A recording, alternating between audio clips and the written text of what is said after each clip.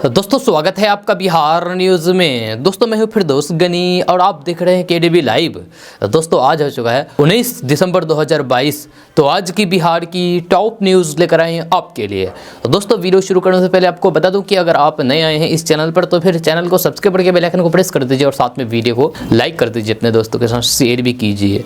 तो चलिए शुरू करते हैं आज की पूरे बिहार की टॉप न्यूज़। दोस्तों वीडियो शुरू करने से पहले आपके लिए एक सूचना है। सूचना यह है कि अगर आप अपने बिजनेस को केडीबी लाइव के माध्यम से पूरे बिहार में प्रचार करना चाहते हैं, पूरे बिहार में प्रमोट करना चाहते हैं, तो फिर आप अभी केडीबी लाइव की ऑफिशियल नंबर से संपर्क कर सकते हैं। आपके मोबाइल स्क्रीन पर दिया गया केडीबी लाइव का ये ऑफिशियल नंबर है। इस नंबर पर संपर्क करके आप अपने बिजनेस को प्रमोट करने के बारे में केडीबी लाइव की टीम से बातचीत कर सकते हैं। तो अभी आप संपर्क करें और अपने बिजनेस को प्रमोट करें। तो चलिए शुरू करते हैं फिर आज की पूरे बिहार की टॉप न्यूज़। दोस्तों बिहार न्यूज़ में आज सबसे पहले बात करेंगे कि पहाड़ों में बर्फबारी के चलते बिहार के तापमान में लगातार गिरावट देखने को मिल रही है। रात के समय कोहरा और धुंध होने के कारण राहगीरों को काफ़ी परेशानी हो रही है। वहीं राजधानी पटना का तापमान 10 डिग्री से नीचे पहुंच गया था, जिससे ठंड पहले से ज़्यादा बढ़ रही है। जहाँ पहाड़ों में बर्फबारी के कारण हवा में नमी बनी हुई है। हवा में नमी के कारण बिहार के ज़्यादातर शहरों के न्यूनतम तापमान में तेजी से गिरावट देखी गई है।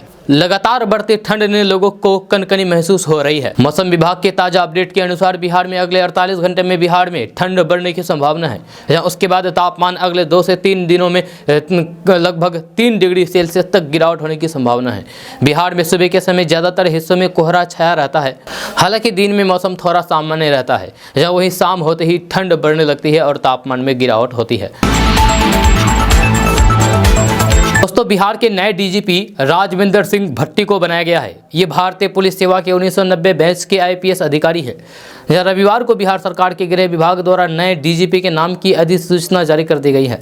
पूर्व डीजीपी एसके सिंघल का कार्यकाल समाप्त हो चुका है, जिसके बाद राजविंदर सिंह भट्टी को सूबा का यानी कि बिहार का नया डीजीपी बनाया गया है। भट्टी इससे पहले सीमा सुरक्षा बल यानी कि बीएसएफ पूर्वी कमान के ये डीजी के पद पर कार्यरत थे। तो दोस्तों बात करते हैं कि बिहार के बेतिया से बड़ी खबर सामने आ रही है, जहां भाजपा के प्रदेश अध्यक्ष डॉक्टर संजय जायसवाल ने बिहार सरकार पर गंभीर आरोप लगाए हैं। डॉक्टर संजय जायसवाल ने जुबानी हमला करते हुए कहा कि बिहार सरकार खुद शराब बिकवा रही है। शराब से मरने वालों पर जो बयान नीतीश कुमार ने दिया है कि जो शराब पिएंगे वे तो मरेंगे ही, जब बहुत ही दुखदायी है। इसी बयान पर भाजपा प्रदेश अध्यक्ष डॉक्टर संजय जायसवाल ने कहा कि बिहार में जो शराब बेचेंगे वे विधानसभा का टिकट पाएंगे। ये मुख्यमंत्री का अपना एजेंडा है। उन्होंने कहा कि यहाँ के लोग मर रहे हैं, वहाँ के पदाधिकारियों और फिर शराब बेचने वालों पर कार्रवाई होनी चाहिए, तभी जाकर के शराबबंदी सफल होगा। इसी के साथ ही डॉक्टर संजय जायसवाल ने मरने वालों को मुआवजा देने की भी मांग की है। उन्होंने कहा कि जब मैं सरकार में था तो भी मैं यही कहता था कि शराब बेचने वालों को सबसे पहले पकड़ा जाए, उन पर कार्रवाई की जाए। वहाँ के सभी पदाधिकारियों पर भी प्राथमिकी दर्ज करनी चाहिए। शराबबंदी में शराब बेचने वाले पदाधिकारी मालामाल हो रहे हैं, इससे गरीब मारे जा रहे हैं या फिर जेल जा रहे हैं। दोस्तों बात करेंगे कि मुख्यमंत्री नीतीश कुमार की 11 साल पुरानी मांग पूरी होगी। बिहार समेत देश भर की नदियों को गाद से मुक्त दिलाने के लिए केंद्र सरकार जल्द ही राष्ट्रीय गाद प्रबंधन समिति नीति लाने जा रही है। यह शनिवार को कोलकाता में देश के गृह मंत्री अमित शाह की अध्यक्षता में बिहार, झारखंड, पश्चिम बंगाल, ओडिशा की सदस्य वाली पूर्वी क्षेत्रीय परिषद की 25वीं बैठक में केंद्र ने यह भरोसा दिया है। जब बिहार द्वारा इस बड़ी समस्या को उठाए जाने के बाद केंद्रीय जल शक्ति मंत्रालय के सचिव ने बताया कि गाद प्रबंधन नीति जल्द ही आएगी। जब बैठक में उप मुख्यमंत्री तेजस्वी यादव के नेतृत्व में वित्त और संसदीय मंत्री विजय कुमार चौधरी, मुख्य सचिव आमिर सुबहानी तथा अपर मुख्य सचिव गृह चैतन्य प्रसाद शामिल हुए। साथ ही बिहार के ऊपरी महानंदा सिंचाई योजना के तहत किशनगंज के 67,000 एकड़ की सिंचाई योजना को क्रियान्वित करने पर जोर दिया है। दोस्तों बात करेंगे कि बिहार में शराबबंदी कानून के लागू होने के बाद से ही जहरीली शराब से लोगों की मौत का सिलसिला थम नहीं रहा है।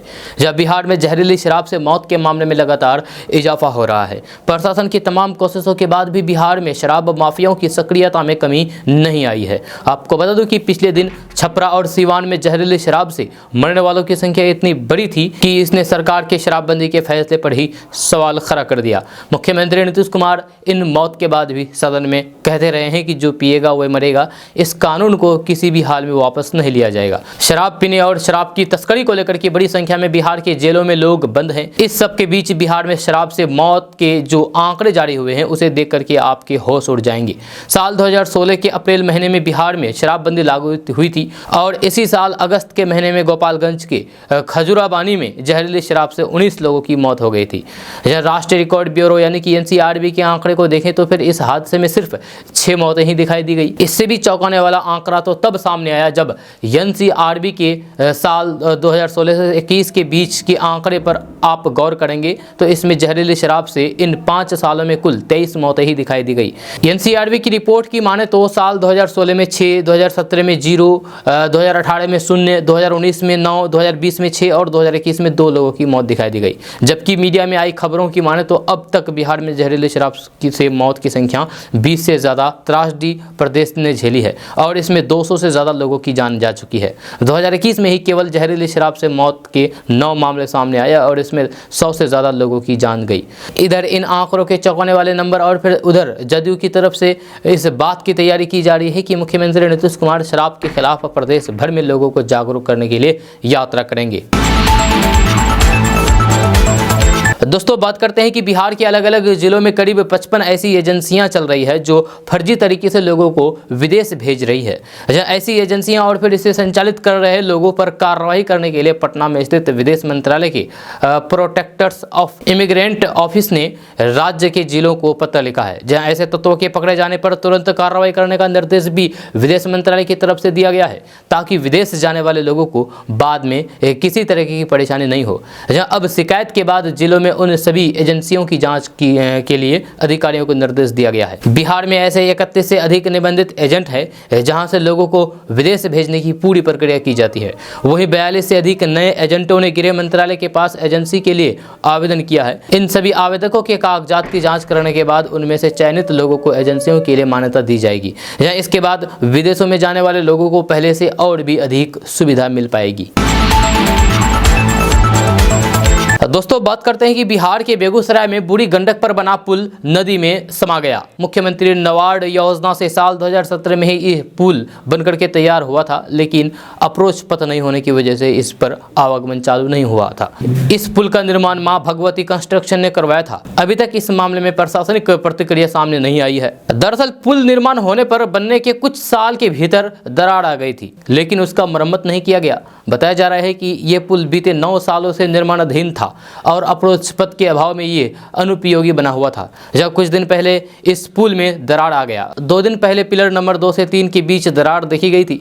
इसके बाद से इसके इस्तेमाल पर रोक लगा दी गई थी। इस संबंध में लोक जनशक्ति पार्टी के नेता संजय कुमार यादव ने आरोप लगाया है कि पुल के निर्माण में जमकर के लूट खसोट किया गया है।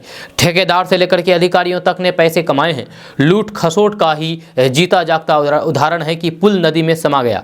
उन्होंने कहा है कि निर्माण करने वाली एजेंसियों के ठेकेदार को अविलंब गिरफ्तार किया जाए। जहां वहीं स्थानीय लोगों ने भी आरोप लगाया है कि पुल के निर्माण में लूट खसोट हुआ था। दोस्तों बात करते हैं कि बिहार में नौकरी की चाहत रखने वाले युवक युवतियों को बड़ी खुशखबरी मिलने वाली है। दरअसल बिहार के अंदर स्वास्थ्य विभाग में अगले 6 महीने में बड़ी मात्रा में बहाली निकालने जा रही है। इस विभाग में आगामी 6 महीने के अंदर 70,000 कर्मी बहाल होंगे, जिसमें 35,000 ANM की होगी। इस बात की जानकारी खुद विभाग के अपर मुख्य सचिव प्रत्यय अमृत ने दिया है। स्वास्थ्य विभाग के अपर मुख्य सचिव ने इस मामले पर जानकारी देते हुए कहा कि बिहार में जल्द ही स्वास्थ्य विभाग में बेहतरी और फिर सुविधा में बढ़ोतरी के लिए नए स्वास्थ्य कर्मी की बहाली शुरू कर दी जाएगी। इसको लेकर के बहाली के लिए अगले 6 महीने का समय सीमा तय किया गया है। इसके अलावा मिशन 60 को लेकर के अपर मुख्य सचिव ने कहा है कि मुख्यमंत्री डिजिटल स्वास्थ्य योजना का काम पहले चरण में पटना, गोपालगंज, सीवान और नालंदा जिलों में हुआ है। दूसरे और तीसरे चरण में बाकी के बचे हुए जिलों में काम किया जाएगा। मिशन 60 से स्वास्थ्य में काफ़ी काम हुआ है। इसके साथ ही उन्होंने बताया है कि बिहार देश में पहला ऐसा राज्य है कि जहां स्वास्थ्य सुविधाओं को लेकर के अलग अलग जिलों को लेकर के एक ऐप तैयार किया गया है। दोस्तों बात करते हैं कि बिहार में अपराधी बेखौफ होकर के घूम रहे हैं। बिहार के अंदर शायद ही कोई ऐसी रात गुजरती हो जिस रात बिहार में हत्या ना होती हो और हत्या जैसी बलात्कार लूट की घटना सामने निकल करके ना आती हो। जहाँ इसी कड़ी में अब एक ताज़ा मामला बिहार के पश्चिमी चंपारण से निकल करके सामने आ रही है, जहाँ कुछ अपराधियों द्वारा एक नाबालिग लड़की से गलत काम करके उसकी हत्या कर देने का मामला सामने आया है। इससे भी मन नहीं भरा तो फिर इन आरोपियों द्वारा, इन लोगों द्वारा सबको मिट्टी में दफना दिया गया। जिसके बाद जब इस बात की भनक ग्रामीणों को लगी तो फिर जमीन खोद करके मृतक के शव को बरामद किया गया। ये मामला बिहार के पश्चिमी चंपारण के बगहा के पटखोली ओपी क्षेत्र के पोखरी बिड्डा गांव की बताई जा रही है, जहां इस घटना के बाद ग्रामीणों में आक्रोश का माहौल है। दोस्तों बात करेंगे कि बिहार के छपरा में जहरीली शराब से 80 से ज्यादा लोगों की जान जाने के बाद शराबबंदी को लेकर के सवाल उठ रहे हैं। ऐसे में विपक्षी पार्टी बीजेपी के एक विधायक ने सनसनीखेज दावा किया है। बीजेपी विधायक मुरारी मोहन झा ने कहा है कि बिहार में 75% आईएएस और आईपीएस अधिकारी शराब पीते हैं। जहरीले शराब कांड के खिलाफ दरभंगा में प्रदर्शन के दौरान विधायक मुरारी मोहन झा ने मीडिया से बातचीत में दावा किया है कि मृतक के परिवार वालों के लिए मुआवजा की मांग की है और फिर मुख्यमंत्री नीतीश कुमार का इस्तीफा मांगा है। अधिकारियों पर शराब पीने का आरोप लगाते हुए बीजेपी विधायक ने कहा कि सरकार ऐसे शराब अधिकारियों पर कोई कार्रवाई नहीं करती, बल्कि शराब के मामले में सिर्फ गरीब लोग पर डंडा चला करके पैसे वसूलती है और फिर उन्हें जेल भेजने का काम करती है। दोस्तों बात करेंगे कि बिहार के स्कूलों में परीक्षाओं की तैयारी जारी है और साल 2022 खत्म होने को है। इसी के साथ साल 2023 में स्कूलों में कब कब छुट्टियां रहेगी ये लिस्ट भी सामने आ गई है। ऐसे में बिहार के स्कूलों में पढ़ने वाले स्टूडेंट नए साल में घूमने का प्लान बना सकते हैं। खास बात यह है कि इसी महीने बिहार बोर्ड 10वीं और फिर 12वीं की परीक्षाओं की डेट शीट भी जारी की जा चुकी है। 10वीं और 12वीं के स्टूडेंट भी फरवरी में अपने बोर्ड एग्जाम से फ्री हो जाएंगे। उसके बाद भी वे कंपटीशन एग्जाम की तैयारी के पहले अपने घूमने का प्लान बना सकते हैं। आपको बता दूं कि साल 2023 में 365 दिन में 121 दिन स्कूल बंद रहेंगे। इसमें रविवार की संख्या 53 है। इसके अलावा स्कूलों में गर्मी और ठंडी की छुट्टियां अलग अलग से दी जाएगी। जी हाँ, साथ ही इसमें पर्व त्योहार और भी बहुत सारे छुट्टियां मिला करके ये छुट्टी 121 छुट्टी होगी पूरे साल में 2023 में। दोस्तों बात करते हैं कि पहले चरण का नगर निकाय चुनाव समाप्त हो चुका है। जहाँ वोटिंग खत्म हो गई है, लेकिन कल नगर निकाय का चुनाव चल रहा था, वोटिंग चल रही थी। जहाँ नगर परिषद औरंगाबाद क्षेत्र के वार्ड नंबर 29 में चुनाव प्रारंभ होने से पहले ही 2 प्रत्याशी और उनके समर्थक आपस में भिड़ गए। एक प्रत्याशी के समर्थकों ने दूसरे प्रत्याशी और फिर उनके परिवार वालों पर हमला कर दिया। इस घटना में प्रत्याशी महेंद्र पासवान सहित 3 लोग गंभीर रूप से जख्मी हो गए। घटना के बाद वार्ड क्षेत्र में तनाव का माहौल कायम हो गया। आनन फानन में जख्मी को इलाज के लिए सदर अस्पताल पहुंचाया गया। इधर घटना की सूचना पर नगर थाना की पुलिस पहुंची और फिर पूछताछ के आधार पर फर्द बयान लिया गया। प्रत्याशी महेंद्र पासवान ने दूसरे प्रत्याशी पर महादलित टोली में पैसा बांटने का आरोप लगाया है, जिसकी वजह से कहासुनी हुई और फिर मारपीट तक बात पहुंच गई। दोस्तों बात करते हैं कि पूर्णिया, समस्तीपुर, सीवान, दरभंगा समेत सभी जिलों के किसान आधी कीमत पर थ्रेसर खरीद सकते हैं। ताजा रिपोर्ट्स के मुताबिक बिहार सरकार थ्रेसर समेत 90 प्रकार के कृषि यंत्र की खरीद पर किसानों को सब्सिडी का लाभ दे रही है। खबर के अनुसार पहले आओ पहले पाओ के सिद्धांत के तहत किसानों को कृषि यंत्र की खरीद पर सब्सिडी का लाभ दिया जाएगा। बिहार के किसान कृषि विभाग की आधिकारिक वेबसाइट पोर्टल पर जाकर के इसकी खरीद के लिए आवेदन कर सकते हैं। आपको बता दूं कि बिहार सरकार के द्वारा कृषि यंत्रीकरण राज्य योजना 2022-23 के तहत किसानों को 90 प्रकार के कृषि यंत्र दिए जाएंगे। यह थ्रेसर की खरीद पर किसानों को 50% की सब्सिडी उपलब्ध कराई जाएगी। किसान 31 दिसंबर तक आवेदन की प्रक्रिया को पूरा कर लें। इस योजना को पाने के लिए आपको एक वेबसाइट पर जाकर के अपलोड आवेदन करना होगा और ये वेबसाइट है dbtagriculture.bihar.gov.in। इस वेबसाइट पर जाकर के आप आवेदन कर सकते हैं इस योजना को पाने के लिए। आपको बता दूं कि ये वेबसाइट कृषि विभाग की आधिकारिक वेबसाइट है। दोस्तों अब बात करते हैं सेहत की। तो आज के भाग दौड़ भरी जिंदगी में बहुत से लोग ऐसे हैं जिनके शरीर की हड्डियां कमजोर हो गई है। इसके कारण इंसान को कई तरह की परेशानियों का सामना करना पड़ता है। अभी इसी विषय में जानने की कोशिश करेंगे कुछ ऐसी चीज़ों के सेवन के बारे में जिसे खाने से आपके शरीर की हड्डियां मजबूत होगी। हड्डियों को मजबूत करने के लिए आप 5 चीज़ों का सेवन कर सकते हैं, 5 चीज़ें खा सकते हैं। वो कौन कौन सा तो चलिए बात करते हैं। तो सबसे पहले आप अंडे का सेवन कर सकते हैं। जहाँ शरीर की हड्डियों को मजबूत बनाने के लिए ब्रेकफास्ट में अंडे का सेवन कर सकते हैं। अंडे में प्रोटीन के साथ विटामिन ए और डी होता है जो हड्डियों को मजबूत बनाता है। उसके बाद बात करते हैं बादाम के बारे में। तो हड्डियों को मजबूत बनाने के लिए बादाम का सेवन बहुत लाभकारी माना जाता है। आप सुबह के समय इसका सेवन कर सकते हैं। जी हाँ, उसके बाद दूध के बारे में बात करते हैं। तो दूध में calcium, vitamin D, protein, phosphorus और पोटेशियम होता है जो कि हड्डियों को मजबूत बनाता है। इसलिए आप हर दिन इसका सेवन कर सकते हैं, इसका इस्तेमाल कर सकते हैं। उसके बाद बात करेंगे सोयाबीन की। तो हड्डियों के लिए सोयाबीन का सेवन लाभकारी होता है। जहाँ सोयाबीन में प्रोटीन के साथ ही दूसरे ज़रूरी सप्लीमेंट भी होते हैं जो हड्डियों को मजबूत बनाते हैं। और अंत में बात करेंगे दही की। तो दही में भी प्रोटीन और कैल्शियम होता है जिससे हड्डियाँ मजबूत बनती है। इसलिए आप दही का भी सेवन कर सकते हैं। दोस्तों बात करेंगे कि बिहार में रहने वाले लोगों के लिए बड़ी खबर सामने आ रही है। यह केंद्रीय प्रदूषण कंट्रोल बोर्ड से प्राप्त आंकड़ों के मुताबिक पटना, मुजफ्फरपुर, पूर्णिया समेत 15 शहरों में हवा का स्तर बेहद खराब हो गया है। इन शहरों में लोगों को सांस लेने में भी परेशानी हो रही है। खबर के अनुसार हवा में धूलकण के साथ साथ नाइट्रोजन ऑक्साइड या फिर NO2 का स्तर तेजी के साथ बढ़ा है, जिसके कारण इन शहरों की वायु गुणवत्ता सूचकांक खराब श्रेणी में पहुंच गई है। ऐसे में लोगों को सावधानी बरतने की जरूरत है। आपको बता दूं कि कल बिहार का बेगूसराय देश भर में सबसे प्रदूषित शहर साबित हुआ है। जब बेगूसराय में AQI लेवल 431 रिकॉर्ड किया गया है, वहीं दूसरे नंबर पर पूर्णिया का स्थान है। जब पूर्णिया में AQI लेवल 427 दर्ज किया गया है। यहाँ डॉक्टरों की माने तो हवा की गुणवत्ता खराब होने से लोगों में कई तरह की परेशानियां जन्म ले सकती है। स्वास्थ्य लोग भी सांस से संबंधित बीमारियों का शिकार हो सकते हैं। ऐसे में लोगों को घर से निकलने के दौरान अनिवार्य रूप से मास्क लगाने चाहिए। दोस्तों बात करते हैं कि बिहार में जहरीली शराब से हुई मौत को लेकर के पिछले 3 से 4 दिनों से सड़क से लेकर के सदन तक संग्राम मचा हुआ है। एक साथ इतने लोगों की हुई मौतों को लेकर के बीजेपी ने सरकार के खिलाफ मोर्चा खोल दिया है। इसी बीच बिहार के डिप्टी CM तेजस्वी यादव ने आरोप लगाया है कि जो नेता प्रतिपक्ष विजय सिन्हा शराब की दुहाई दे रहे हैं, खुद उनके ही संबंधी के घर से शराब पकड़ाया गया है। यह तेजस्वी यादव के साथ साथ उनके पार्टी के विधायक भाई वीरेंद्र और कांग्रेस विधायक शकील अहमद खान ने भी आरोप लगाया था कि विजय सिन्हा के संबंध के घर पर शराब पकड़ाया गया है। अब विजय कुमार सिन्हा ने खुलासा किया है कि पुलिस ने लखीसराय में शराब के मामले में जिस व्यक्ति को पकड़ा है वह JDU का कार्यकर्ता है।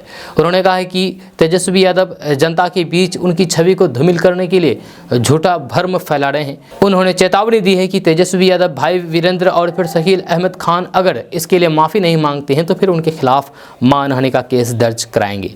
विजय कुमार सिन्हा ने कहा कि छपरा में जहरीली शराब से अब तक 100 से ज़्यादा लोगों की जान जा चुकी है और इसका दायरा दूसरे जिलों तक बढ़ता जा रहा है। जहाँ बीजेपी सड़क से लेकर के सदन तक इसके खिलाफ आवाज़ उठाती रही है। यह बिहार के मुख्यमंत्री और उप मुख्यमंत्री के साथ सरकार के मंत्रियों का जिस तरीके से बयान आ रहा है वह दुखद और काफ़ी दुर्भाग्यपूर्ण है। मुख्यमंत्री घटना की जिम्मेदारी लेने के बजाय सदन के अंदर असंसदीय भाषा का इस्तेमाल कर रहे हैं। दोस्तों बात करेंगे कि पटना का गोलघर बिहार ही नहीं बल्कि देश भर में मशहूर है। आज पटना आए और गोलघर ना गए तो फिर आपकी बिहार यात्रा कुछ अधूरी रह जाएगी। जी हाँ, पटना का गोलघर 1786 में कप्तान जॉन गार्डस्टन द्वारा बनाया गया था। जॉन गार्डस्टन ने गोलघर को भंडार गढ़े के तौर पर बनवाया था, यानी कि अनाज रखने के लिए बनवाया गया था। यह संयोग से गोलघर को कभी अपनी अधिकतम क्षमता तक नहीं भरा गया था, क्योंकि ऐसा माना जाता है कि एक इंजीनियरिंग के दोष के कारण दरवाज़ा केवल अंदर की ओर खुलते हैं। जहाँ अगर अन्न भंडार को पूरी तरीके से भर दिया जाए तो फिर दरवाजे नहीं खुलेंगे। आपको बता दूं कि पटना का गोलघर पटना शहर के कई स्थानों में से एक है जहां नागरिक शहर के शोरगुल से दूर एकांत के लिए आते हैं। गोलघर की स्तूप के आकार की संरचना लोगों के आकर्षण का केंद्र है। इसके चारों तरफ 145 सीढ़ियां हैं जो आपको ऊपर तक ले जाती है, जहां से आप पूरे शहर का दृश्य देख सकते हैं। इसके अलावा आप हरे भरे बाग बगीचे के बीच पिकनिक भी कर सकते हैं। गोलघर में पर्यटकों के लिए यहाँ एक लाइट एंड साउंड की भी शुरुआत किया गया है। गोलघर के निर्माण का उद्देश्य पर्यटन बिल्कुल नहीं था, बल्कि इसका उद्देश्य भोजन की कमी की आपदा से जनता को बचाना था। 1770 के विनाशकारी अकाल में बंगाल, बिहार और आधुनिक बांग्लादेश में करीब 1 करोड़ लोगों की जान गई थी। उस वक्त भारत के तत्कालीन गवर्नर जनरल वारेन हेस्टिंग्स ने ब्रिटेन सेना के अनाज भंडारण के उद्देश्य से इस छत्ते के आकार की संरचना संरचना के निर्माण का आदेश दिया था। इसकी कल्पना और निर्माण ईस्ट इंडिया कंपनी के एक इंजीनियर कप्तान जॉन गार्डिश ने किया था और इसकी भंडारण क्षमता 1,40,000 टन है। दोस्तों बात करते हैं कि किसी भी शहर में ना जाने कितनी सड़कें, गलियां और रास्ते होते हैं जो गड्ढे से भरे और फिर जर्जर होते हैं। इन सड़कों की शिकायत करते करते लोग थक जाते हैं, लेकिन जनप्रतिनिधियों और फिर अधिकारियों के कानों पर जूं तक नहीं रेंगती। हालांकि जनप्रतिनिधियों और अधिकारियों की फायदे और जेब गर्म होने की बात हो, वहाँ ये ऐसे कारनामे कर देते हैं कि लोग सुन करके हैरान हो जाते हैं।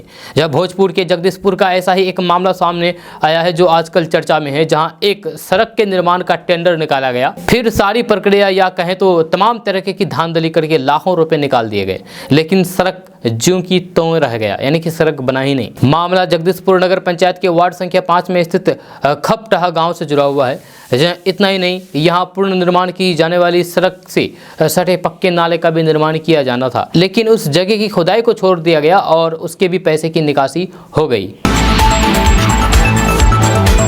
तो दोस्तों बात करते हैं कि छपरा में जहरीली शराब को बनाने में थाने में जब्त स्पिरिट के इस्तेमाल की आशंका के बाद मद्य निषेध उत्पादन एवं निबंधन विभाग ने बड़ा आदेश दिया है।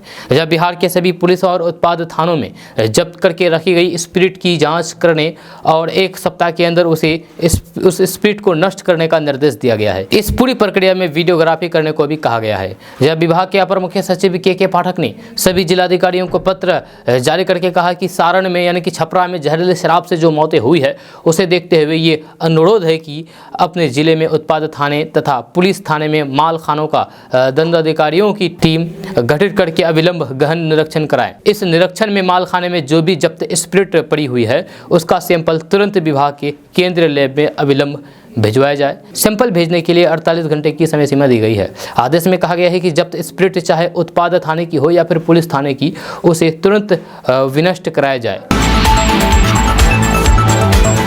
दोस्तों बात करते हैं कि आपने कई लोगों को अपने हाथों की उंगलियों को चटकाते हुए देखा होगा। अक्सर लोग ऐसा करते हैं, उंगली को चटकाते हैं। हालांकि ये आदत सही नहीं है। जब उंगलियां चटकाने पर उनमें से आवाज़ आती है और आराम भी मिलता है, लेकिन आपकी ये आदत आपको ज़िंदगी भर बीमार कर सकती है। अगर आप भी ऐसा करते हैं तो फिर सावधान हो जाइए। ऐसा करने से आपकी सेहत को बड़ा नुकसान हो सकता है। डॉक्टर्स का कहना है कि हाथ और पैर की उंगलियां चटकाने से हड्डियों पर इसका बुरा प्रभाव पड़ सकता है, इससे आपके काम करने की क्षमता भी कम हो सकती है। जहाँ विशेषज्ञों का कहना है कि उंगलियां चटकाने से गठिया रोग की समस्या हो सकती है। दरअसल हड्डियां आपस में लिगामेंट से जुड़ी हुई होती है। यदि आप बार बार अपनी उंगलियों को चटकाते हैं तो फिर इससे सिनोवियल फ्लूइड लिक्विड कम होने लगता है। ऐसा करने से जीवन भर गठिया की समस्या झेलनी पड़ सकती है। दरअसल हमारे शरीर में जिस जगह ज्वाइंट होता है, वहाँ पर एक खास तरीके का लिक्विड भरा होता है। ये लिक्विड हमारे शरीर की हड्डियों को जोड़ने में मदद करता है। इस लिक्विड का नाम सिनोवियल फ्लूइड हमारे शरीर में ग्रीस की तरह काम करता है और ये हड्डियों को एक दूसरे से रगड़ खाने से रोकता है। यहाँ सिनोवियल फ्लूइड लिक्विड में मौजूद गैस से कार्बन डाइऑक्साइड नई जगह बनती है, इससे बुलबुले बन जाते हैं। ऐसे में जब हम उंगलियों की हड्डियां चटकाते हैं तो फिर ये बुलबुले फूट जाते हैं या इससे समस्याएं आने लगती है। इससे कई बार उंगलियों में मोच और टूटने की समस्या भी हो सकती है। वहीं अगर किसी के शरीर में कैल्शियम की कमी है तो फिर उसके लिए उंगलियां चटकाना ज़्यादा खतरनाक साबित हो सकता है। कई धार्मिक मान्यताओं के अनुसार उंगलियां चटकाना अशुभ माना जाता है, क्योंकि लोग ऐसा मानते हैं कि इसकी वजह से धन की देवी लक्ष्मी नाराज हो जाती है। वहीं कुछ लोग ये भी मानते हैं कि उंगलियां चटकाने से कुंडली में मौजूद 9 ग्रह बिगड़ जाते हैं, जिससे अशुभ समय शुरू हो जाता है। ये मान्यता है, जो हिंदू मान्यताओं के अनुसार ये कहा जा रहा है कुछ लोगों के द्वारा। दोस्तों बात करते हैं कि छपरा जिले के शिक्षा विभाग में एक बार फिर से हरकंप मचने वाला है। लगभग 1900 नियोजित शिक्षकों की नौकरी कभी भी जा सकती है। जो हाईकोर्ट के आदेश पर निगरानी विभाग ने कई बार शिक्षकों की बहाली से संबंधित फोल्डर की डिमांड की थी, लेकिन हद तो तब हो गई जब कई डिमांड के बावजूद भी फोल्डर उपलब्ध नहीं रह कराया गया था, जहां कई के खिलाफ एफआईआर भी दर्ज हुई, लेकिन नियोजन इकाइयों की ढींढता देखिए अभी तक तमाम कागजात उपलब्ध नहीं कराए गए हैं। दरअसल हाईकोर्ट के आदेश पर निगरानी ब्यूरो ने शिक्षकों के विरुद्ध एफआईआर दर्ज करने की अनुमति मांगी है। यह कार्रवाई उन शिक्षकों पर की जानी है जिनसे कई बार प्रमाण पत्र मांगने के बाद भी अब तक उपलब्ध नहीं कराए गए हैं। बताया गया है कि जांच के लिए निगरानी विभाग को 1900 शिक्षकों के सर्टिफिकेट के फोल्डर नहीं मिले हैं, या अगर मिले भी हैं तो फिर आधे अधूरे। विभाग ने योग्यता सूची के आधार पर शिक्षकों के अंक पत्र जांच करने का आदेश दिया है। विभाग ने संबंधित नियोजन इकाइयों के सचिव पर भी विभागीय कार्रवाई करने का निर्णय लिया है। इसके लिए सभी जिला शिक्षा पदाधिकारियों को निर्देश जारी किया गया है। साथ ही न्यायालय के आदेश के आलोक में इस बात की जाँच की जाएगी कि इस्तीफा पत्र देने वाले फर्जी प्रमाण पत्र धारक शिक्षक किसी अन्य योजना इकाई के माध्यम से दूसरे स्कूल में काम तो नहीं कर रहे हैं। निगरानी ब्यूरो द्वारा अब तक लगभग 16,000 शिक्षकों और फिर पुस्तकालय अधीक्षकों के प्रमाण पत्र की जांच की जा रही है। इनमें से सभी के प्रमाण पत्र से संबंधित फोल्डर निगरानी ब्यूरो को मिल चुके हैं, लेकिन 1900 फोल्डर ऐसे हैं जिनके कागजात आधे अधूरे हैं या फिर नहीं मिल रहे हैं। दोस्तों, बात करेंगे कि चुनावी रणनीतिकार प्रशांत किशोर इन दिनों बिहार के अलग अलग जिलों का दौरा कर रहे हैं। इस दौरान प्रशांत किशोर ने मुख्यमंत्री नीतीश कुमार पर अब तक का सबसे बड़ा जुबानी हमला बोला है। उन्होंने कहा कि बिहार नीतीश कुमार की जागीर नहीं है कि वे तय करे कि मुख्यमंत्री की कुर्सी पर किसे बैठना है, किसे बैठना है। इस कुर्सी पर कौन बैठेगा ये जनता तय करेगी। प्रशांत किशोर ने कहा कि नीतीश कुमार को 2025 का इंतजार करने के बजाय अभी तेजस्वी को सीएम की कुर्सी पर बैठा देना चाहिए, ताकि जनता को भी ये पता चल सके कि तेजस्वी बिहार को कैसे चला रहे हैं। प्रशांत किशोर ने कहा कि मुख्यमंत्री के चेहरे पर और तीर के बटन पर अब कोई चुनाव जीत नहीं सकता। दोस्तों, बात करते हैं कि बिहार के मुख्यमंत्री नीतीश कुमार का मन डोल रहा है। शराबबंदी कानून को हटाएंगे नीतीश कुमार, ये ऐसे सवाल है जिसका जवाब हर कोई जानना चाहता है। इन सब के बीच नीतीश कुमार ने जेडीयू विधायकों और फिर विधान पार्षदों से पूछा कि क्या शराबबंदी कानून को हटा दिया जाए। ये सवाल नीतीश कुमार ने अपने नेताओं से पूछा। जब बिहार के छपरा में जहरीली शराब से मौत के बाद हाहाकार मचा हुआ है, सड़क से सदन तक बवाल मचा हुआ है। इन सब के बीच जेडीयू विधायक दल की बैठक हुई। जब बैठक में बिहार के मुख्यमंत्री नीतीश कुमार समेत पार्टी के सभी विधायक और फिर विधान परिषद के सदस्य शामिल हुए। सूत्रों के अनुसार इस बैठक में मुख्यमंत्री नीतीश कुमार ने सभी विधायकों से शराबबंदी को लेकर के राय ली। मुख्यमंत्री नीतीश कुमार ने पूछा है कि आप लोग बताइए, क्या शराबबंदी कानून को खत्म कर दें। इस सवाल के बाद सीएम नीतीश कुमार ने कहा है कि आप लोग हाथ उठा करके बताइए। मुख्यमंत्री नीतीश कुमार के निर्देश के बाद सभी विधायकों और फिर विधान पार्षदों ने एक सुर में कहा कि नहीं, शराबबंदी कानून को बरकरार रखना है। जेडीयू विधायकों ने कहा कि शराबबंदी से काफ़ी फायदा है। इसके बाद नीतीश कुमार ने कहा कि आज कुछ लोग शराबबंदी कानून का विरोध कर रहे हैं, ऐसे में उनसे भी पूछेंगे। सीएम नीतीश कुमार ने कहा है कि सभी से विधानसभा में भी पूछेंगे, बीजेपी विधायकों से भी पूछेंगे कि आप लोग शराबबंदी कानून खत्म करने के पक्ष में हैं या आगे भी बरकरार रखना चाहते हैं। दोस्तों, बात करते हैं कि अगर आपके फ़ोन में भी कोई अनजान कॉल आता है तो फिर इससे आपके बैंक अकाउंट से पैसे निकल सकते हैं। कहा जा रहा है कि ये सिम स्वाइप फ्रॉड के तहत आता है। तो चलिए इसके बारे में विस्तार से जानते हैं कि आखिर ये सिम स्वाइप फ्रॉड है क्या। तो अब तक हम ये जानते हैं और फिर सुनते आए हैं कि डेबिट और फिर क्रेडिट कार्ड का इस्तेमाल करते समय किसी से इसका पासवर्ड या फिर पिन शेयर नहीं करना चाहिए। या वहीं अगर कोई आपके फ़ोन में कोई OTP या फिर लिंक आता है तो फिर इससे बिल्कुल भी क्लिक नहीं करना चाहिए। ऐसा करने से आपके बैंक से पैसे उड़ाए जा सकते हैं। पर क्या हो जब सिर्फ मिस कॉल से आपके जमा पैसे निकल जाए। अब चोरों ने कुछ नया तरीका खोज निकाला है जिसमें बिना किसी OTP, पिन, पासवर्ड या फिर लिंक के लोगों के अकाउंट से पैसे निकल रहे हैं। मीडिया रिपोर्ट्स के मुताबिक दक्षिण दिल्ली में स्थित सुरक्षा सेवा के निदेशक के रूप में काम करने वाले एक व्यक्ति ने साइबर धोखाधड़ी से 50 लाख रुपए खो दिए हैं। जब पीड़ित के मुताबिक शाम 7 बजे से 8:45 के बीच उसके फ़ोन पर बार-बार ब्लैंक और फिर मिस कॉल आए। जहाँ शुरू में तो उसने कुछ कॉलों को नज़रअंदाज कर दिया, पर जैसे ही उसने कॉल उठाई तो फिर दूसरी तरफ से कोई आवाज़ नहीं आई और कुछ देर बाद उसके अकाउंट से 50 लाख रुपए गायब हो गए, निकल चुके थे। कहा जा रहा है कि बैंक से पैसे निकालने के लिए जालसाज अब सिम स्वाइप फ्रॉड का इस्तेमाल कर रहे हैं। इसमें आपके अकाउंट तक पहुंचने के लिए आपके फ़ोन नंबर का इस्तेमाल किया जाता है और सिम स्विच किया जाता है। जालसाज आपके मोबाइल फ़ोन के सिम प्रोवाइडर से संपर्क करते हैं और उन्हें उसी नंबर का सिम कार्ड एक्टिव करने के लिए मनाते हैं। एक बार ये सिम कार्ड एक्टिव हो जाता है तो फिर कस्टमर्स के पास पीड़ित के फोन नंबर पर नियंत्रण होता है। इसके बाद वे नियंत्रण कॉल या फिर टेक्स्ट प्राप्त करना महत्वपूर्ण चीजों पर कंट्रोल कर सकते हैं। इस तरीके से लोगों को अब चूना लगाया जा रहा है फ्रॉडों के द्वारा। जब फ्रॉड अब ये तरीका निकाला है जो अब लोगों के बैंक अकाउंट को खाली कर रहे हैं। तो ऐसे में अगर आपके पास भी इस तरीके का कोई भी कॉल या फिर मैसेज आते हैं तो फिर आप सावधान हो जाइए, होशियार हो जाइए, नहीं तो फिर आपके बैंक से पूरा अकाउंट खाली हो सकता है। दोस्तों बात करते हैं कि किसानों के लिए खुशखबरी आई है। किसान क्रेडिट कार्ड पर प्रधानमंत्री नरेंद्र मोदी ने बड़ा ऐलान किया है। अब किसान क्रेडिट कार्ड पर पैसे की कमी नहीं होगी, जहाँ पैसे की समस्या दूर हो जाएगी। जी हाँ, किसान क्रेडिट कार्ड के माध्यम से किसानों को मामूली ब्याज दर पर सस्ता लोन बैंकों द्वारा उपलब्ध कराया जाता है। किसानों को सस्ता लोन देने का मकसद सिर्फ यही होता है कि खेती करने के लिए उनको पैसे की समस्या का सामना नहीं करना पड़े।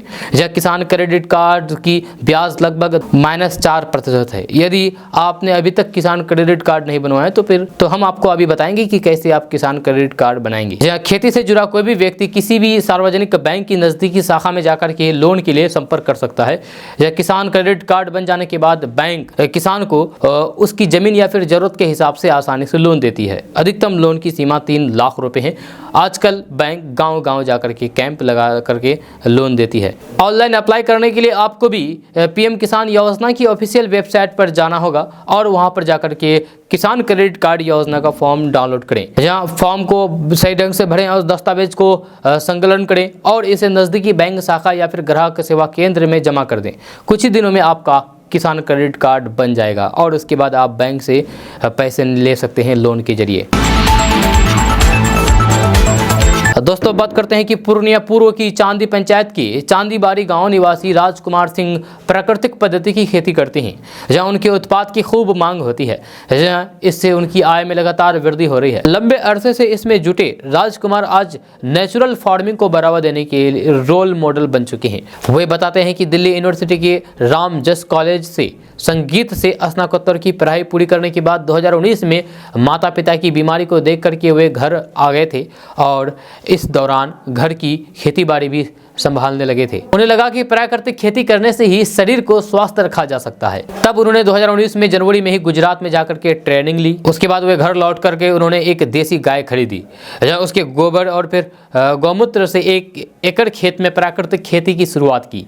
शुरू में तो उन्हें प्रयोग के तौर पर कई तरह की सब्जियां उगाई। इस क्रम में उन्हें 2 से 3 लाख रुपए का घाटा भी उठाना पड़ा, लेकिन धीरे धीरे वे इसमें रमते चले गए और अच्छी पैदावार होने लगी और फिर उनकी आय भी बढ़ने लगी। इन सब्जियों और फिर खाद्य पदार्थों से परिवार के सभी लोग भी स्वस्थ रहने लगे। तो ऐसे में अगर आप भी खाने के लिए या फिर अपना बेचने के लिए भी या फिर व्यापार करने के लिए भी सब्जी उगाते हैं या फिर खेती बाड़ी करते हैं तो आप प्राकृतिक पद्धति से खेती बाड़ी कर सकते हैं और इसमें आपको काफ़ी लाभ होगा। हालांकि शुरुआत में आपको नुकसान हो सकता है, लेकिन आगे चल करके बहुत फ़ायदा है सेहत के लिए भी और बाकी फिर फाइनेंशियल के तौर पर भी। दोस्तों बात करेंगे कि बिहार के छपरा में जहरीली शराब पीने की वजह से 80 से 90 लोगों की जान गई है। अभी इस बीच जेडीयू ने घोषणा की है कि मुख्यमंत्री नीतीश कुमार शराब के खिलाफ जागरूकता पैदा करने के लिए दिसंबर 2022 के बाद बिहार यात्रा शुरू करेंगे, यानी कि 2023 से। मुख्यमंत्री नीतीश कुमार ने विधानसभा में कहा था कि मैं लोगों को शराब पीने के दुष्प्रभाव के बारे में बताने के लिए राज्य भर में यात्रा करूंगा। इस बीच राष्ट्रीय मानवाधिकार आयोग ने कहा कि अन्य जिलों में जहरीली शराब से होने वाली मौतों के बारे में मीडिया रिपोर्ट्स को देखते हुए आयोग ने मौके पर जांच के लिए अपने एक सदस्य की अध्यक्षता में एक जांच दल को तैनात करने का फैसला किया है। दोस्तों बात करते हैं कि दरगाह में भीख मांगने वाला लड़का रातों रात करोड़पति निकल आए तो ये बात किसी काल्पनिक कहानी जैसी लगती है। ऐसी कहानी अगर फिल्मों में हो तो फिर लोग बड़े चाव से देखते हैं, लेकिन यह मानना मुश्किल है कि वास्तविक जीवन में ये सच हो सकता है। दरअसल उत्तराखंड के रुड़की में एक दरगाह है पीरान कलियर, जिसके बाहर 10 साल का एक लड़का करीब साल भर से भीख मांग रहा था। गंदे कपड़े पहने लोगों के सामने 1-1 रुपए के लिए गिड़गिड़ाते हुए ही उसकी जिंदगी कट रही थी। लेकिन अचानक एक दिन उसके जीवन का ऐसा रहस्य खुला कि न सिर्फ अनाथ बच्चे को उसका परिवार मिल गया, बल्कि उसकी किस्मत ही बदल गई।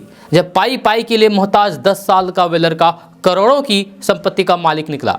1 साल पहले वह अपने परिवार से बिछड़ गया था और दरगाह में भीख मांगने लगा था। जिसने भी बच्चे का यह सच सुना उसकी होश उड़ गए। अब आप सोच रहे होंगे कि आखिर ये मामला है क्या। तो दरअसल बात करते हैं कि बच्चे की पहचान 10 साल के सहजेब आलम के रूप में हुई है, जो सहारनपुर के पंडोली गांव का रहने वाला है, उत्तर प्रदेश की है। उसके पिता मोहम्मद नावेद की साल 2019 में लंबी बीमारी के बाद मौत हो गई थी। पिता की मौत से कुछ ही महीने पहले सहजेब की मां इमराना पति को छोड़ करके अपने मायके में रहने लगी थी। बाद में वह सहजेब को लेकर के पीरान कलियर रहने के लिए चली गई और जीने खाने के लिए कुछ छोटे मोटे काम करने लगी।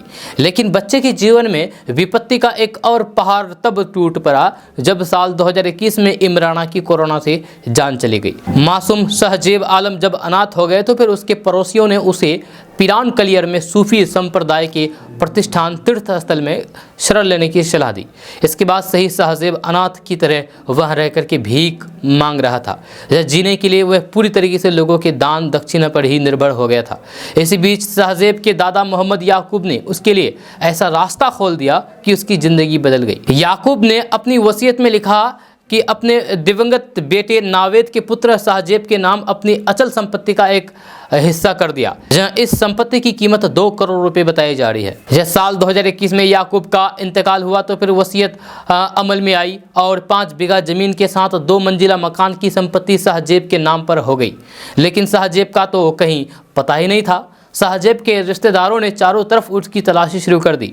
जहाँ किसी तरीके से उन्हें पता चला कि बच्चा पीरान क्लियर में भिखारी बनकर के लोगों से भीख मांगता है, तो फिर वे तुरंत सहारनपुर आए और उसे अपने साथ वापस लेकर चले गए। सहजेब के दादा शाह आलम ने बताया है कि वे हमारे परिवार के लिए त्यौहार से भी बढ़कर है कि सहजेब हमारे साथ है। जहाँ हम उसे खोजने की सारी उम्मीदें खो चुके थे। हमने उसकी एक फ़ोटो सोशल मीडिया पर डाली भी थी, लेकिन उससे ज़्यादा फ़ायदा नहीं मिला। जहाँ सहजेब की घर वापसी पर शाह आलम ने बताया है कि वे धीरे धीरे हम सब में घुल मिल रहे हैं, लेकिन इसमें अभी थोड़ा समय लगेगा। इतनी कम उम्र में उसने काफ़ी दुनिया देख ली है। दोस्तों आज का न्यूज़ बस यहाँ तक। कैसा लगा नीचे कमेंट बॉक्स में कमेंट करके ज़रूर बताइएगा। अगर आप नए आए हैं इस चैनल पर तो फिर चैनल को सब्सक्राइब करके बेल आइकन को प्रेस कर दीजिए और साथ में वीडियो को लाइक कर दीजिए, अपने दोस्तों के साथ शेयर भी कीजिए। तो चलिए मिलते हैं फिर नेक्स्ट वीडियो के साथ। तब तक के लिए जय हिंद, जय भारत।